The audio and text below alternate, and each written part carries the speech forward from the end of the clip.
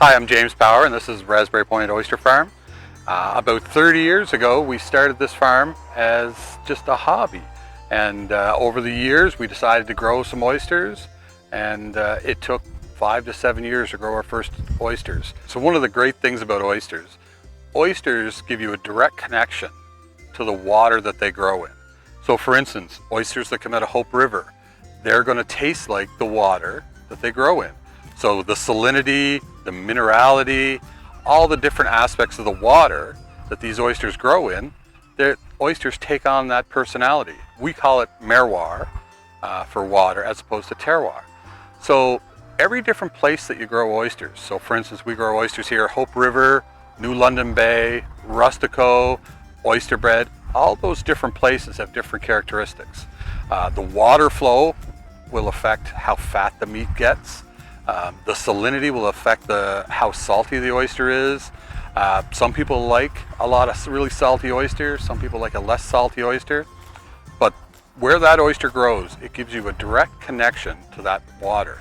So that when you eat that oyster and that little bit of oyster liquor that you have, that's a direct connection to where that oyster came from. So some of the challenges we have as an oyster farm, especially here in PEI, is that because we're the most northern grown oyster, we had to come up with ways to harvest these oysters during the winter months. So for instance, for us, a couple of winters ago, we actually had 5 feet of ice in New London Bay. So we had to buy 6-foot chainsaws. We had to dive under the ice to find these oysters. There was lots of challenges to doing that. One of the ways we do that is we'll take our oyster pods, which is basically an aluminum cage, and we'll pack them full of about 7,200 oysters. And we'll put them in enough water, 15 to 20 feet of water, that even if we get 5 feet of ice, the oysters are still protected in the water. And then what we'll do is we'll take our chainsaw, cut a big hole, and we'll actually swim down, locate the oysters. Once we have them located, we'll put a marker on them, and then we'll use hydraulics to pull that entire cage up. And then that's how we get oysters all winter long. Different seasons, like for instance in the summer, we have to be really careful about oysters being exposed to heat. So we have very strict timelines between the time we harvest the oyster and the time that we process it. Sometimes in the fall, like last fall, you get interesting things like Hurricane Dorian, which is very much a challenge for people like us. We'll harvest in any weather. The only thing that really stops us is that if we have too much wind that we can't get our boat out. But other than that, we go rain or shine. So aquaculturists in PEI, what we do is we lease areas from the government. And what that means is, for instance, this lease, we will own the rights to the shellfish in this water. We don't own the water and we don't own the beach, but we own the rights to grow and harvest shellfish from that area. You can have leases that really just mean the bottom, the seabed. So you could grow oysters on the bottom, but you're not allowed to float anything.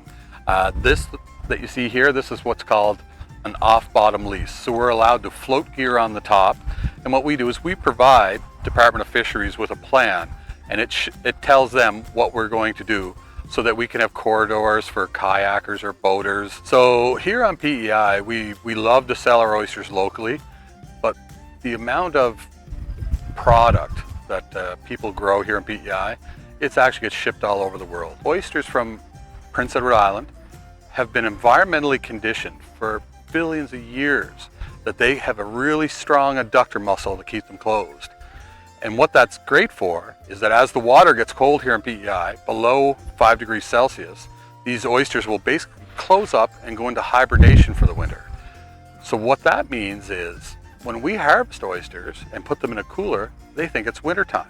So they close up really tight, and they can actually stay in your fridge for 30 plus days. They have excellent shelf life. So they'll stay for 30 days in your fridge, no problem. So this is a nice 5-year-old oyster. And what you see, what we look for is we look for that nice round shape that we like. And what we like is a nice deep cup. So that means there's lots of meat in there. And this is how you open that oyster. So there's 2 halves. There's a rounded half on the bottom and a flat half on the top. And I'm going to take my trusty little knife and I'm just going to push it gently into the back until it sticks in. Then I'm just going to turn it. Then I'm going to take my knife and I'm just going to slide it along the top, and I'm just going to cut that mussel on the very top. And then I cut that same mussel on the bottom, and there you go. What we do is we'll take them in and we'll grade them, count them, box them into hundreds, and make sure that everything's washed nice and clean and ready to go. And that's our last step before we ship them out.